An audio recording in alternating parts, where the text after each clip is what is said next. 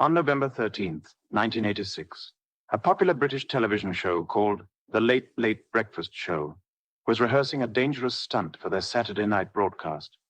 The show, hosted by beloved entertainer Noel Edmonds, featured a segment called The Whirly Wheel, where ordinary members of the public performed daredevil stunts for entertainment. That Thursday afternoon, 25-year-old Michael Lush, a builder from Yeovil, was rehearsing his stunt. He would be suspended from a bungee cord while explosives were detonated around him, simulating an action movie scene. Michael had volunteered for this stunt, excited to be on television. But during the rehearsal at the BBC television center, something went catastrophically wrong. The bungee cord harness system failed, and Michael fell 120 feet to his death in front of horrified crew members. The incident not only killed Michael Lush, it killed the Late Late Breakfast Show itself, ended the Whirly Wheel segment forever, and raised serious questions about health and safety in television production. This is the story of the Late Late Breakfast Show incident, a tragedy that changed British television. The Late Late Breakfast Show. The Late Late Breakfast Show was a popular Saturday night entertainment program on BBC One in the mid-1980s. It was hosted by Noel Edmonds, one of Britain's most popular television presenters. Edmonds was already a household name from his radio work and other TV shows, known for his cheerful personality and ability to connect with audiences. The show aired on Saturday nights in prime time and attracted millions of viewers. It was a variety show format featuring celebrity guests, music performances, comedy sketches, and audience participation segments. The show was light entertainment designed for family viewing on Saturday evenings. But the segment that made the Late Late Breakfast Show particularly famous or infamous was called the Whirly Wheel, or sometimes Give It a Whirl. This was a segment where ordinary members of the public would perform dangerous stunts for the entertainment of the television audience. The Whirly Wheel. The concept of the Whirly Wheel was simple but risky. Members of the public would write in volunteering to perform daredevil stunts on the show. These weren't professional stunt performers. They were ordinary people who wanted their moment on television and were willing to do something dangerous to get it. The stunts varied, but were always designed to be visually spectacular and often involved real danger, being set on fire while escaping from a box, being blown up in controlled explosions, jumping from heights, performing stunts with vehicles, other dangerous activities that would normally require professional stunt performers. The participants were called the Late Late Breakfast Show heroes, and were treated as brave volunteers willing to entertain the nation. The show made the stunts look exciting and glamorous, with dramatic music, professional filming, and Noel Edmonds providing enthusiastic commentary. The segment was popular with viewers who enjoyed the thrill of watching real people, not professionals, doing dangerous things. There was an element of suspense. Would they successfully complete the stunt? It kept audiences watching. But there was a dark side to the Whirly Wheel that wasn't apparent to viewers at home. The stunts were genuinely dangerous, and the participants were amateurs with no professional stunt training. They were relying entirely on the BBC's production team to keep them safe. And in November 1986, that safety net failed catastrophically. Michael Lush was a 25-year-old builder from Yeovil, Somerset. He was an ordinary young man, friendly, outgoing, and adventurous. He had written to the Late Late Breakfast Show, volunteering to perform a stunt as part of the Whirly Wheel segment. Michael was selected to perform what the show called a James Bond-style action stunt. The concept was that he would be suspended from a bungee cord while explosive charges were detonated around him, creating a spectacular action movie effect for television. He would be blown up, but would supposedly be safely suspended by the bungee cord system, preventing him from falling. Michael was excited about the opportunity. Being on television was a big deal, and performing a dramatic stunt on a popular Saturday night show was thrilling. He had no reason to doubt that the BBC would keep him safe after all. This was the BBC, Britain's most respected broadcaster. Surely they wouldn't put him in real danger. The stunt was scheduled to be filmed during the show's live broadcast on Saturday, November 15th, 1986. But like all stunts on the show, it would be rehearsed beforehand to ensure everything worked properly. The rehearsal was scheduled for Thursday, November the 13th, 1986, at BBC Television Centre in White City, London. November 13th, 1986, the rehearsal. On the afternoon of November 13th, Michael Lush arrived at BBC Television Centre for the rehearsal of his stunt. The plan was straightforward. Michael would be fitted with a harness connected to a bungee cord. He would then be suspended approximately 120 feet above the ground. Explosive charges would be detonated around him to create the effect of him being in an explosion, and the bungee cord would keep him safely suspended in the air. The stunt was being set up in a large space at the BBC facility. Crew members were present, including producers, technicians, riggers who set up the bungee cord system, and special effects personnel who would handle the explosives. Michael was fitted with the harness. The bungee cord system was attached. Everything was checked, or at least it was supposed to be checked. The assumption was that professional riggers had properly secured the system and that the equipment was safe. Michael was hoisted into position, suspended 120 feet in the air. The explosive charges were prepared. The rehearsal began. At approximately 4:30 p.m., the explosives were detonated as planned. The pyrotechnics went off, creating the dramatic explosion effect that would look spectacular on television. But then something went catastrophically wrong. The bungee cord system failed. Either the cord itself broke or the harness failed, or the attachment point gave way. Exactly what failed would be a matter of investigation later. What mattered in that moment was that Michael Lush, suspended 120 feet in the air, suddenly had nothing holding him up. He fell 120 feet to the equivalent of a 12-story building. He hit the ground in front of the horrified crew members who had been watching the rehearsal. The aftermath. Emergency services were called immediately. Paramedics arrived and attempted to treat Michael, but his injuries were catastrophic. He was rushed to hospital but died from his injuries. Michael Lush, a 25-year-old man who had volunteered to be on a television show, was dead. He had fallen 120 feet because a safety system failed during a rehearsal for a BBC entertainment program. The impact on those who witnessed the accident was severe. Crew members who had seen Michael fall were traumatized. Many would later speak about the horror of watching a young man fall to his death in what was supposed to be a controlled, safe environment. News of the accident spread quickly within the BBC and then to the media. By that evening, the story was breaking that a contestant on the Late Breakfast show had died during a stunt rehearsal. The BBC immediately canceled that week's episode of the Late Breakfast show, which had been scheduled to broadcast on Saturday, November 15th. Noel Edmonds was informed of the tragedy. The entire production was shut down. The investigation. Multiple investigations were launched immediately. The BBC conducted an internal investigation. The Health and Safety Executive, HSE, the UK's workplace safety regulator, launched an official investigation. The police investigated to determine if any criminal negligence had occurred. The investigations revealed disturbing information about how the stunt had been planned and executed. 1. Inadequate safety planning. The stunt had been designed and set up without adequate safety protocols. Professional stunt coordinators later testified that the stunt as designed was inherently dangerous and should never have been attempted by a non-professional. 2. Equipment failure.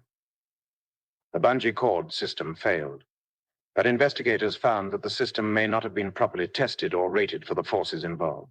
There were questions about whether the equipment was appropriate for the stunt. 3. Lack of professional oversight. While there were riggers and crew members present, there was inadequate professional stunt coordination. The people setting up the stunt were not experienced stunt coordinators who specialized in this type of high-risk work. 4. Insufficient safety checks. The equipment and setup were not adequately inspected before the rehearsal. A professional stunt coordinator would have conducted multiple safety checks and tests before allowing anyone to be suspended at that height. 5. Use of amateurs. Michael Lush was not a professional stunt performer. He had no training in how to perform stunts safely or how to react if something went wrong. Using untrained members of the public for genuinely dangerous stunts was inherently risky. 6. Production pressure. There were suggestions that the show's production schedule and the need to create ever more spectacular stunts had led to corners being cut on safety. The Health and Safety Executive's investigation was particularly critical.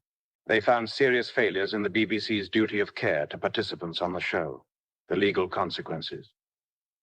In June 1987, 7 months after Michael Lush's death, the BBC was prosecuted by the Health and Safety Executive for safety violations. the BBC pleaded guilty to 2 charges under health and safety legislation. 1. Failing to ensure the safety of someone not employed by them, Michael Lush. 2.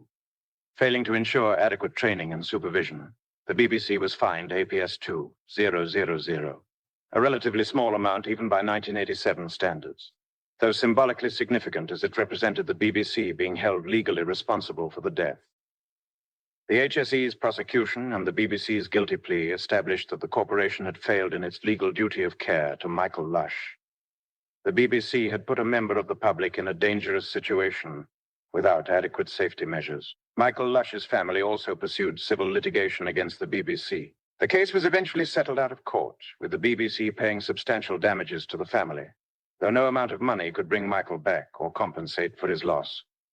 The end of the show, the late breakfast show, never returned to air after Michael Lush's death. The November 15th episode was cancelled, and the BBC announced that the show was suspended pending the investigation. As details of the accident emerged and the investigations revealed the safety failures, it became clear that the show, and particularly the Whirly Wheel segment, could not continue. On November 24th, 1986, just 11 days after Michael's death, the BBC announced that the late breakfast show was cancelled permanently. The show that had been one of BBC One's most popular Saturday night programs was dead. Noel Edmonds, while not personally blamed for the accident, he was the host, not the producer or safety coordinator, was deeply affected by the tragedy. He released a statement expressing his devastation at Michael's death and his sympathy for the family. Edmonds would later say that the incident had a profound impact on him and that he carried guilt about the accident, even though he had not been directly responsible for the safety planning. The Whirly Wheel segment was permanently discontinued. The concept of having untrained members of the public perform dangerous stunts for television entertainment was recognized as fundamentally unsafe and unethical. The impact on British television, the late breakfast show incident, had a profound and lasting impact on British television production. 1. Safety regulations strengthened. The BBC and other broadcasters implemented much stricter safety protocols for any stunts or dangerous activities on television. Professional stunt coordinators became mandatory for any potentially dangerous activities, even if participants were professionals. 2. Risk assessment requirements. Formal risk assessments became required for any television production involving any element of danger. Productions had to document safety planning and demonstrate that risks had been properly evaluated and mitigated. 3. Insurance and liability. Insurance requirements for television productions increased dramatically. Broadcasters became much more aware of their legal liability for participants' safety. 4. End of amateur stunt shows. The era of having ordinary people perform dangerous stunts on television largely ended. While reality shows and competition shows still exist, the level of risk and the safety precautions are vastly different from the 1980s approach. 5. Duty of care awareness. The incident raised awareness across the entertainment industry about broadcasters' duty of care to participants. Whether someone was an employee, a professional performer, or a volunteer member of the public, broadcasters had a legal and moral obligation to ensure their safety. 6. Cultural change. There was a broader cultural shift away from viewing dangerous stunts performed by amateurs as acceptable entertainment. What had seemed exciting and fun in 1986 came to be seen as reckless and exploitative. The legacy, Michael Lush's death, is remembered in British television as a watershed moment. It represents the point at which the industry was forced to confront the consequences of putting entertainment value above participant safety. The incident is taught in media studies courses and in television production training as an example of what can go wrong when safety is not prioritized. It's a case study in duty of care, risk management, and the ethical responsibilities of broadcasters. For Noel Edmonds, the incident shadowed his otherwise successful career. While he went on to host other popular shows, including Noel's House Party in the 1990s, he carried the memory of Michael Lush's death with him. In interviews years later, Edmonds spoke about the profound impact the tragedy had on him and how it changed his perspective on television and risk. For Michael Lush's family, the tragedy was devastating. They lost a son, brother, and loved one in what should have been a fun television appearance. While they received financial compensation, no settlement could replace Michael or ease the pain of losing him in such a preventable accident. The questions, the late breakfast show incident, raises uncomfortable questions that remain relevant today. Was it entertainment or exploitation? Were shows like The Late Breakfast Show offering ordinary people a chance to experience excitement and appear on television? Or were they exploiting people's desire for fame by putting them in danger for ratings? Where is the line? Modern reality shows still feature challenges and competitions that involve some risk. Shows like I'm a Celebrity, Get Me Out of Here, or The Jump have featured injuries. Where is the ethical line between acceptable entertainment risk and unacceptable danger? Who is responsible? When a member of the public volunteers for something dangerous, who bears responsibility for their safety? Legally, the answer is clear, the broadcaster and production company. But morally, does the participant also bear some responsibility for accepting the risk? Has enough changed? While safety regulations are much stricter now than in 1986, accidents still happen on television productions. Have we learned enough from tragedies like Michael Lush's death, the memorial? There is no physical memorial to Michael Lush, but his death is memorialized in the changed practices of the television industry. Every safety protocol, every risk assessment, every professional stunt coordinator on a television set exists partly because of what happened on November 13th, 1986. In that sense, Michael's death was not entirely in vain. The changes made after his death have undoubtedly prevented other tragedies. Other people who have volunteered for television shows since 1986 have been kept safer because of the lessons learned from Michael's death. But that's cold comfort for a young man who should have had his whole life ahead of him, and a family who should still have their son. Conclusion. On November 13th, 1986, Michael Lush went to BBC Television Centre to rehearse a stunt for the Late Breakfast Show. He was excited to be on television. He was a volunteer doing this for fun, trusting that the BBC would keep him safe. The bungee cord system failed. He fell 120 feet. He died from his injuries. He was 25 years old. The accident killed more than Michael Lush. It killed the Late Breakfast Show, a popular program that was cancelled permanently. It killed the Whirly Wheel concept, dangerous amateur stunts for entertainment. And it killed the casual approach to safety that had allowed such shows to exist. The investigations found that Michael died because of inadequate safety planning, equipment failure, lack of professional oversight, and insufficient safety checks. The BBC pleaded guilty to safety violations and paid a fine and damages, but no legal outcome could bring Michael back. The Late Breakfast Show incident stands as a stark reminder that entertainment is never worth a human life. The pursuit of ratings, the desire to create spectacular television, the pressure to outdo previous episodes. None of it matters when someone dies. Michael Lush's death changed British television. Safety regulations were strengthened. Professional oversight became mandatory. The era of amateur stunt shows ended. The industry learned too late for Michael that duty of care must always come before entertainment value. Rest in peace, Michael Lush. You volunteered for what you thought would be a fun television appearance. You trusted the BBC to keep you safe. That trust was betrayed, and it cost you your life. Your death was not in vain. The changes made after your tragedy have saved others, but you should never have died in the first place. The Late Breakfast Show is forgotten by most people today, but Michael Lush's death should be remembered as a tragedy, as a warning, and as the moment British television learned that safety cannot be compromised for entertainment. On November the 13th, 1986, a young man fell 120 feet while filming a television show. The show ended, the industry changed, but Michael Lush was still dead. His death asks us a question that remains relevant. What are we willing to risk for entertainment? And who decides when the risk is too great?